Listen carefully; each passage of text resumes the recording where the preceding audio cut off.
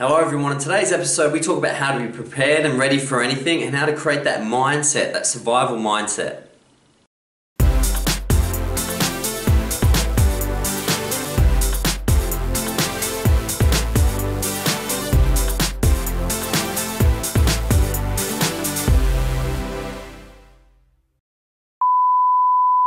Hello everyone, today I want to talk about being prepared, being ready, allowing things to come to you and really seizing and grasping those opportunities. And as always, I'm going to begin with a quote on the subject, and that quote is, "Never let the future disturb you.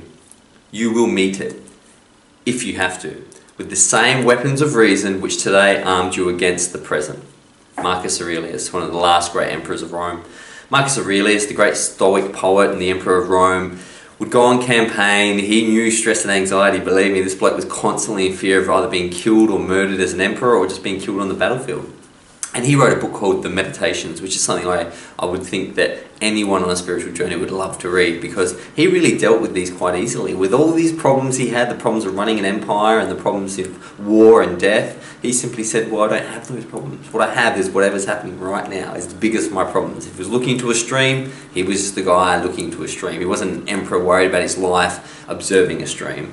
He was ready and prepared to deal with what things came to the moment. And he didn't spend any time dealing with hypotheticals. You know, he didn't waste a lot of time going through all the pain and difficulty of running an empire when he simply had to sign off a document. And we do that a lot, don't we? We create these role plays in our heads where we go, well, tomorrow during the interview this will happen, that will happen, and the reality is that we start to feel stressed, we start to have all the sort of anxious feelings we would have in the interview that we're worried about, and we end up living 5, 6, 7 interviews before we even get to the interview. I mean, if it is going to be stressful, wait till you get there for it to be stressful, rather than allowing multiple stressful sessions to impact what's going on right now. So my personal story was, I was always worried about not making it. I was always worried about my personal story not unfolding, but I was never prepared. The worry never helped me, and this is one of the things that I talk quite often when people say, Brad, you know, if you don't worry about things, you know, you just get walked all over and nothing will go right. And I completely disagree. Worry has never helped anyone. Being worried, and think about when you're worried and panicked, are you really in a resourceful state? Are the things you say the things you really want to say that help you long term? Worry is a condition of not being enough. And when you come from a place of not being enough or a place of scarcity, you will always come from a place that isn't you. So personally, I worried about everything. I worried about my pay that week. I worried about, you know, how I was looking to other people. And ultimately, it meant I could never really prepare myself for the things that came at me, which made me worry and worry more and more. So how do I overcome this? I mean, the number one technique, your birthright as a human being, is to acknowledge this moment through mindfulness.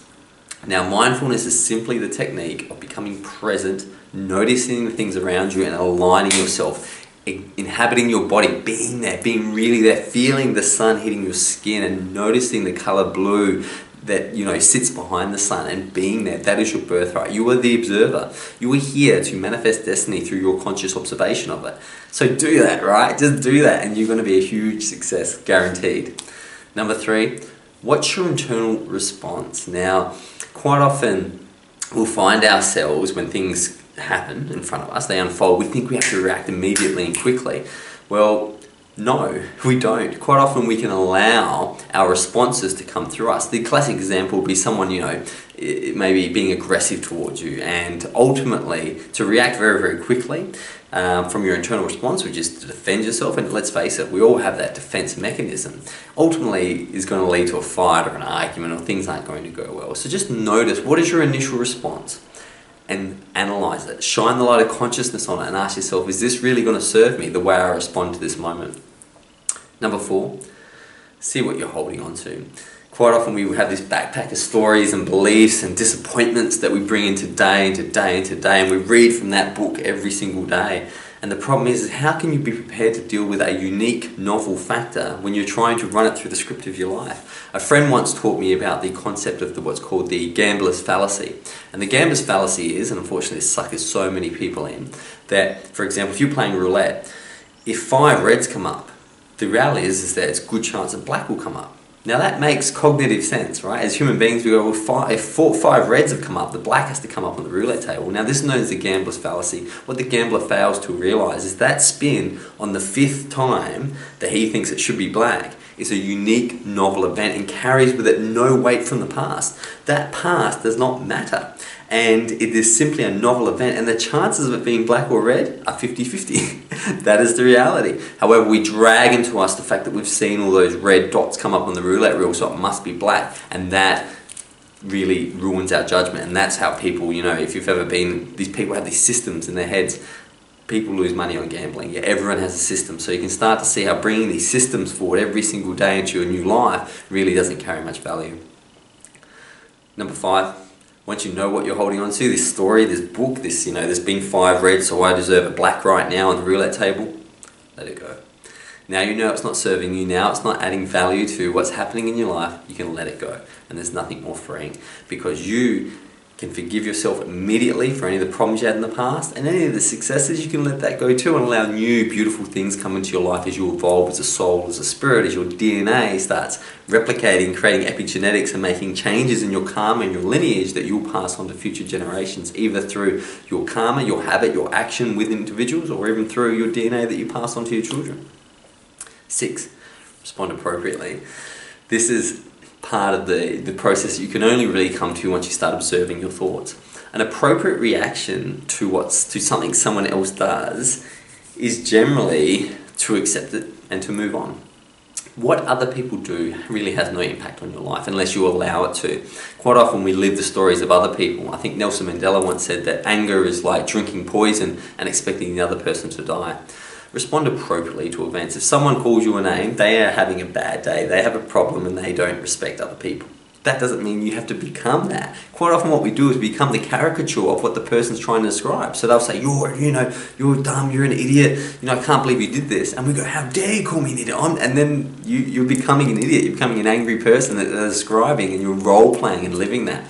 Respond appropriately from your heart, from the place of goodness that knows that you're going to have to live with yourself tomorrow and the consequences of how you respond. Number 7, how do you be prepared for anything? Stay in the moment. All the tools you need to deal with whatever's happening in the moment are with you right now. You don't need to lose 10 kilos. You don't need to, earn some more money. You don't need a new car. You can't have those things right now. And if you needed them for the current moment, you'd have them. It's that simple.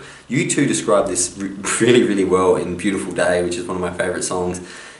What you don't have, you don't need it now. What you don't know, you can feel it somehow. Now, I'm going to repeat that. What you don't have, you don't need it now. Well, if you don't have it right now, you don't need it. If you needed it, you would have it, which is, quite straightforward. And then that final part, what you don't know, you can feel it somehow. Quite often we go into situations thinking we need to know everything. I'm a big believer that we already know everything. We just find it out as we live. I think our souls are much older than we give it credit for.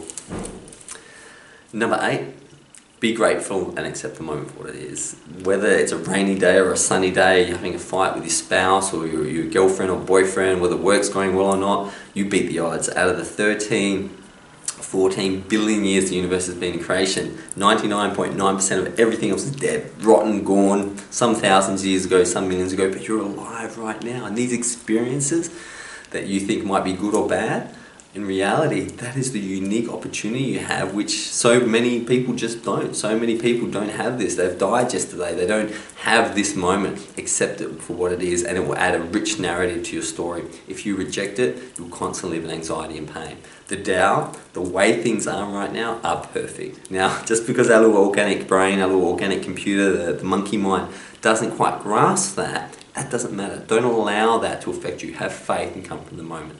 Years from now, we'll look back and understand exactly why we had to lose that job to find the career of our dreams. But don't stress. You can just know with faith in years you'll understand, so you don't really need to understand now. Time's not even linear. You can check out my video on time to get more info on that. Being prepared and acting spontaneously and having faith in who you are and how you can respond to situations is incredibly important. It means that you can go into every single day knowing that no matter the outcome, you did the best you can. And the best you can is as good as you can give. Something to think about, being prepared in the moment. I can't wait to see you tomorrow. Until then, goodbye.